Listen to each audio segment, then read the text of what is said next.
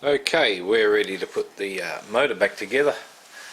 I've already assembled the crank conduit assembly and put the new locking wire around the big end bolts. Now I've just got an old motor housing. It's good to sit the old crankcase in, keep it nice and firm. Now these are a metal to metal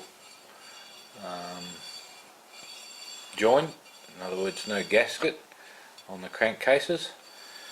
And people are going to spend a lot of money on all this fancy crankcase boogie for this situation where there's no gasket, but you'll find that one of the best glues or sealants you can use is actually PVC glue. I use the high pressure stuff, the green one, but that is very good for metal to metal sealant, and cheap as.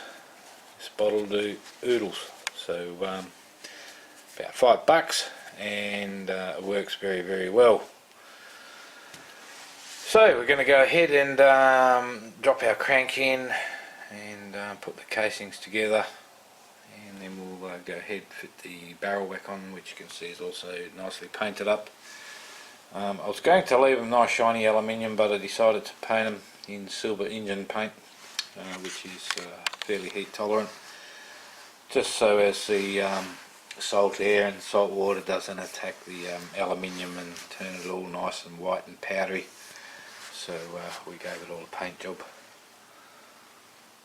and try and protect it a bit, along with our flywheel now that looks very pretty. Finally got the head off, cleaned that all up, painted that black, so that's ready to go back on. The fuel tank is a little worse for wear. It's an old brass tank and she's been bashed around pretty well. You can see where the bolts were stuck. But yeah, the tank's seen better days, so I'm contemplating in sweating the ends off and giving it the big panel beat and soldering it all back together. See how far we want to go. I'm going to use it as it is just to make sure this thing runs before we go any further once we've got it back together, but so far so good, everything looks okay. I've got the carby apart, that was choco full of white gunk, been so dry for so long. That's all cleaned, a little pitted there, but it is not through. That's just a casting mark by the look of it. So had that out, had the top off, the float out, needle and seat is all good inside, cleaned all the jets and everything. This was totally blocked, but inside there you can see there's a little steel gauze filter. It's all free, clean, ready to go. Now two jets down the bottom of that hole there, they're all clean and ready to go. A bit dark in there, but anyway. So far so good. Head gasket, it's just a copper one, just a copper sandwich. Normally has a paper in the middle sometimes, and sometimes not. In this case not, so we're lucky. I'm just going to anneal that, clean it up and anneal it, make it nice and soft again. That can be reused. Alright, so we'll go ahead and put this motor together, and then we'll come back and have a look at how far we're going on the leg and the gearbox and all that. Okay, so we've got to make a base gasket. Of course our copper gasket is our head gasket. So I just cut out a bit of gasket paper. That's going to be more than big enough just from a roll. If you're desperate you can use a Wheaties box or something like this, but better to use proper waxed gasket paper, especially in marine applications. So the way I do it is I cheat a little and just get a little hammer, one with a chisel type end or a wedge type end is probably better, and then we just gently tap around all the bolts to start with, like so, so as we don't mess up the thread. And then we get the one on there.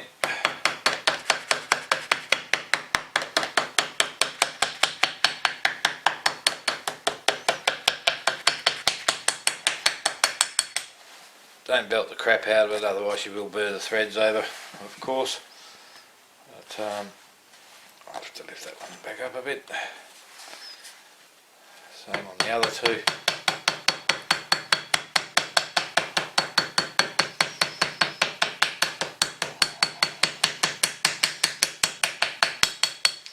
Of course, much better just to push on the gasket paper on the bolts and then use a wad punch to punch out the holes. Only mine are not in the toolbox, so I'm guessing they're with my circlip pliers over at the number one son's house. And as it's 11 o'clock at night, we won't be going over there to collect them. Okay, so then I just push that down, and then we just go around and gently cut out the ring on the barrel.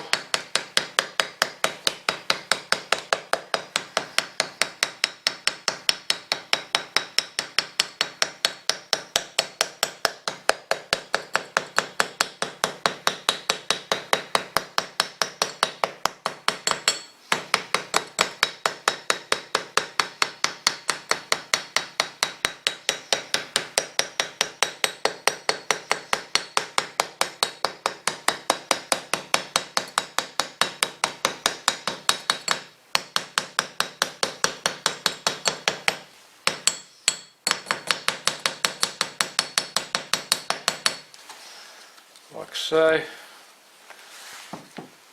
Push that down around that ring, and then it's just a matter of going around the outer edge of the barrel.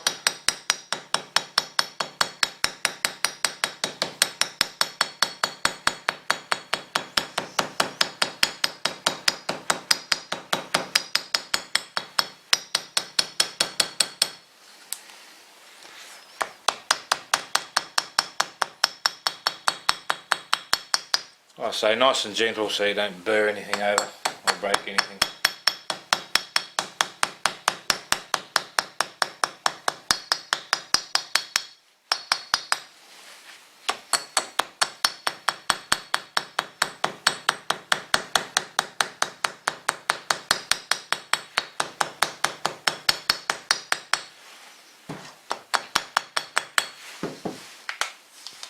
Remove the leftover part. Now, this one here somewhere, I have our transfer port to cut out. This is where the chisel end comes in handy. And I probably should have cut this out before I cut the outer side out, just to give the gasket a little more strength.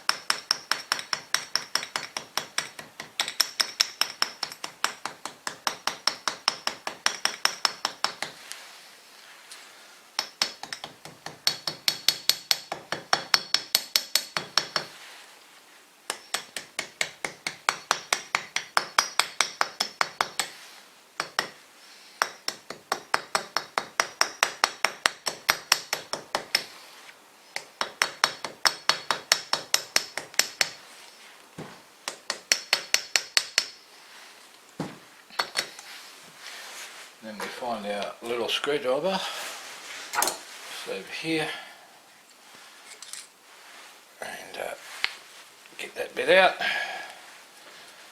and there you have one base gasket, just like you bought it from the shop. Have you saved yourself 20 bucks?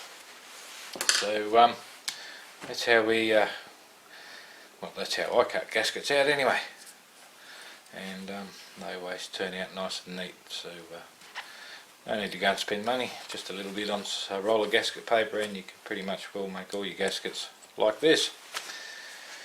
Okay, so we'll go and fit the barrel to the crankcase now, and once again we'll be using our E-Butte PVC glue, and yes, believe it or not, I've used it for many years and it's never failed. So